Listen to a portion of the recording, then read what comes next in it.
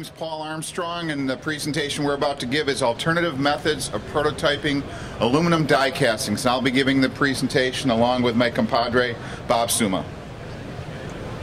I'm going to start off with a quote that I like to start off with, and it sort of describes our business and the product development process in general, and that is, if everything is under control, you're probably not going fast enough. So everything that we do is done in a hurry, over-promising, and then trying to make it happen. So in the presentation today, some of the things we're going to talk about is time compression. How do we do things quicker today than we did them in the past? And the parts that we make are going to help companies do cost-effective new product introduction. What we're doing is making functional prototype parts that enable you to get good test data on your product, either from the market or from engineering to make sure your product's going to work. Some of the different processes we're going to talk about are rapid prototyping and rapid tooling, and the byproducts of them, how they help us in our processes. We have several different metal casting processes we're going to talk about, which are complementary solutions to challenging mechanical component problems. The end product that we actually make is not a rapid prototyping part, but it's actually a functional aluminum or zinc prototype, something that will act and perform just like the die cast part you'd have in production.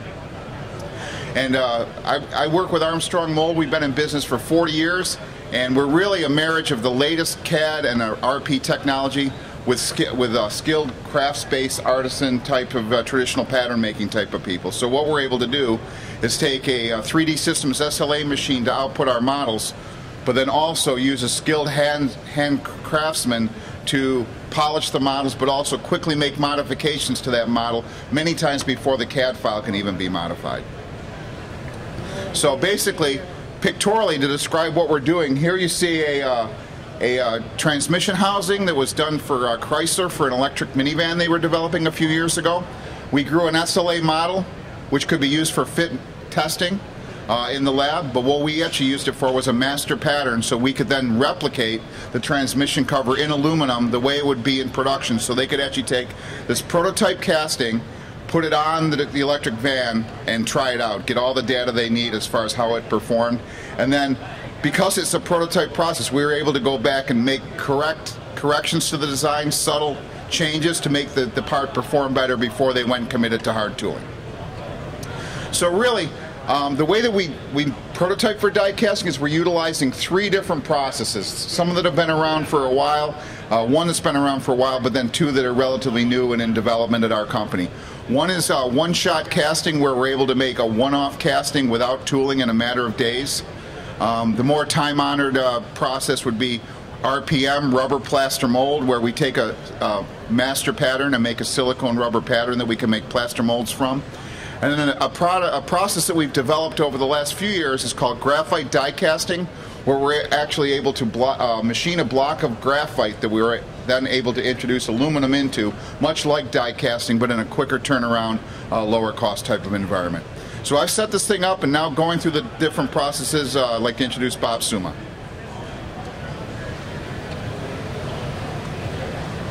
Thank you. What I'd like to show you here, and we'll pass this around, I've got some samples, Paul, if you could, of the one-shot casting process. As Paul said, we could do it in aluminum, zinc, or magnesium. It's a casting for and being done in a few days. In other words, I would take your CAD data, and what I would do is I would program it so that the machine would then make a positive model with shrink in it. Take that model, we build that similar to how an SLA is built. Once you have that SLA type material, you would immerse that or invest that into a plaster ceramic median. As it starts to solidify, you'd fill up the flask the rest of the way so you'd have a full mold. Then what would happen is after that was dried out, you would melt that sample right out. And if you look close at that sample that that gentleman has in his hand, you'll see some of the striations of the buildup of the printed model.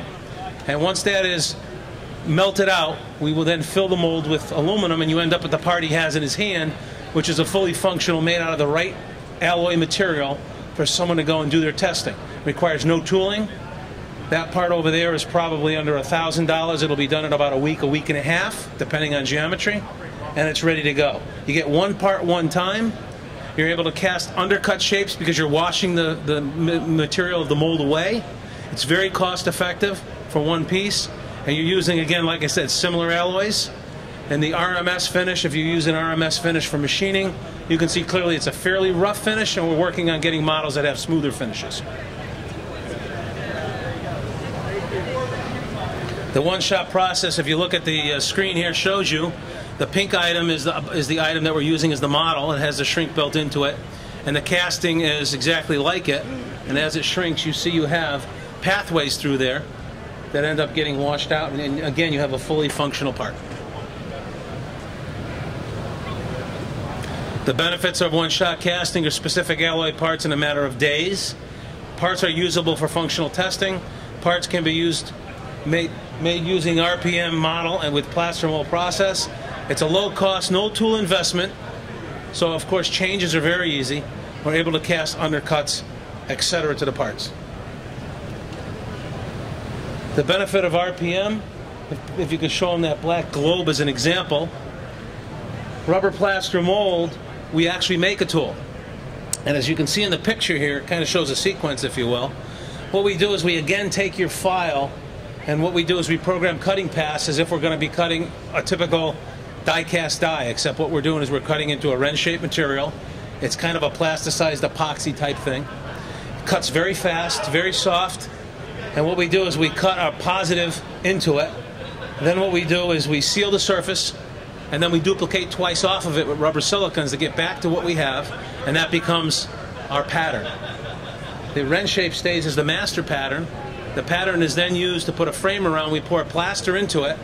The plaster is screeded off and solidifies till we could strip it off, bake the moisture out of it, and then we make one mold at a time.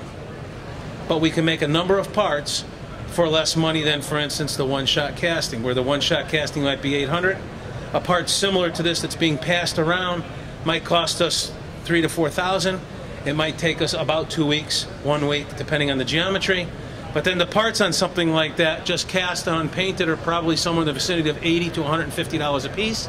So you can see that there's an advantage there.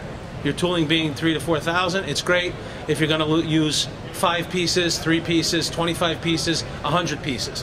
People oftentimes ask us how many parts we can make off of it, and the answer is an indefinite number of parts can be made from the process. There's a point in time when another process is more cost effective. So it's used for die casting prototype because plaster is a good insulating medium. We can get thin walls. It simulates die casting in almost every way, shape, and form from the standpoint of the finished product. The soft tooling allows for the ease of geometry modification, where we'll go in and pocket out a part, change that design entirely, and reduplicate the tool for handfuls of dollars. Relatively low cost to magnitude of 10 rule, meaning that the part cost is normally about 10 times more than a die cast, and the tooling is at least 10 times cheaper than a die cast tooling. The benefits that we can be production process for projects that can't justify hard tooling. Many of our customers are not just prototype customers, but they're low volume production. They may need 200 a year, 100 a year, 50 a year, 500 a year. This makes sense. It can be used as a bridge tooling and tooling insurance. We oftentimes get involved at the alpha and beta builds.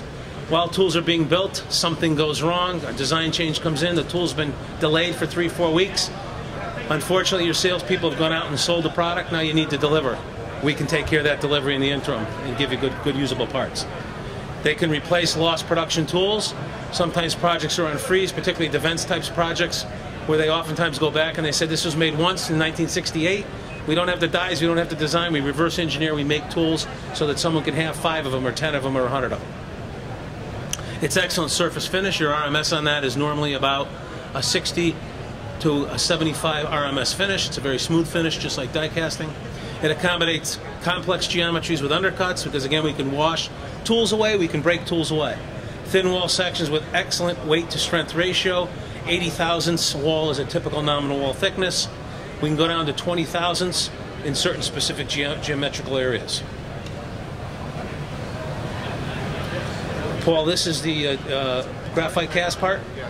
Okay. 8 different, there's 8, that's not actually, there's 8 different plaster mold castings. This is to show that we have the 8 different parts that we made here for a low volume application, where we brought everything to the market in approximately 3 weeks for our first sample, and we had working production in about 4 or 5 weeks. Another example, very high 3-inch fins, very tight spacing, and you can tell if you look at it closely, you have draft on the wall, so you need draft typical of you would in a injection molding part, in a die cast part, any of those kind of casting parts. You need the same type of situation. You need draft, you need radii, you need fillets. Another part that's going to show them for the sense of time, I'm just going to go through it quick. Another rubber plaster mold prototype. Painted. This is production for this customer. This shows a typical clamp down mold being poured simultaneously by 2 ladles. The risers are the long chimney looking parts. They will freeze off last. That material will stay solidified for the longest time, and as shrink starts to occur, as it does in any casting process, that liquid aluminum then is pulled into the shrink process, so you get rid of voids, you have less porosity, you have good integrity. Benefits of graphite die casting. Paul has a part over here. Our graphite die casting, if you know anything about die casting or injection molding, is a very similar looking process.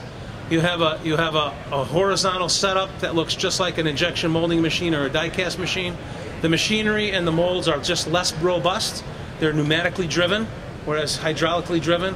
What you'll see on that is the molds are made of graphite rather than steel or aluminum. Graphite is a great heat sinking material, and because that heat comes out of that part rapidly at the surface, you end up with a tremendously smooth surface finish. Your RMS on that's about 50 to 55. It's better than a die casting, and in some cases can be polished right off of that surface. It allows us to use aluminum zinc. We are experimenting with magnesium parts on this. We're about 3 to 5 weeks to go from purchase order to first sample part. It's ideal for 100 to 2,000 piece runs, but it can make indefinite number of runs. It's great for short run production, bridge to prototype, from prototype process to production, cost effective. Now, one of the things I might say to you is if we're going to go to a rubber plaster mold, for instance, and somebody's working in a 390 alloy or a 380 alloy, which is a more typical die casting alloy, they don't do well in plaster mold. They don't have the same properties. So oftentimes people will come to us and want us to do graphite because they can qualify one material one time. You can use exactly the same alloy. It'll give you very similar, if not identical, quality. We're able to cast the specific ones I just talked about. We have very, very accurate testing results for tinsel, yield, and hardness, elongation, things of that nature. We can give you a chart and show you those things. Here is an example, for instance, of a comparison of 380 T6 material. As you see, graphite in this KSI tinsel strength is actually slightly more than it is in die casting. It's better than 356 T6, or better than 356 without a post T6 furnace operation. So it shows you that it's got very typical and better than 356 quality that you'd have in sand or plaster. Graphite die casting versus rapid prototype. This will give you somewhat of a comparison of the same part done in 2 different methodologies. It shows you the size, the part, the tooling cost, and this tooling cost has been depressed over this number. This tooling cost today would probably be at least $2,000 or more less than this. And on the graphite side, the part cost is probably pretty reasonable, and this is just casting. It shows you the lead time, and it shows you the production rate. Now, if you look at the production rate, you look at the rapid prototyping and realize that we can only have about 10 turns a day per shift because you have drying time for the plaster to dry, and then you have to put it in the oven and run it the next day. Whereas the die castings of graphite of 75 a day is probably a low number because it's very repeatable. The cycle's 2-3 minutes, 1 minute, 4 minutes, depends. I can cycle it just like a die casting. Military communication device. This shows you another graphite die casting. It shows you some of the detail you can get. Fine detail of die casting geometry is deliverable in this case in 5 weeks. Highly critical cosmetic requirement. Complex 3-axis tooling was about $10,000 per half one-time tooling cost.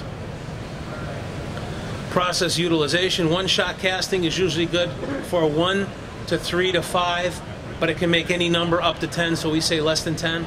RPM is usually good for about 10 pieces to 500. Although they can make unlimited numbers, this is usually their sweet spot.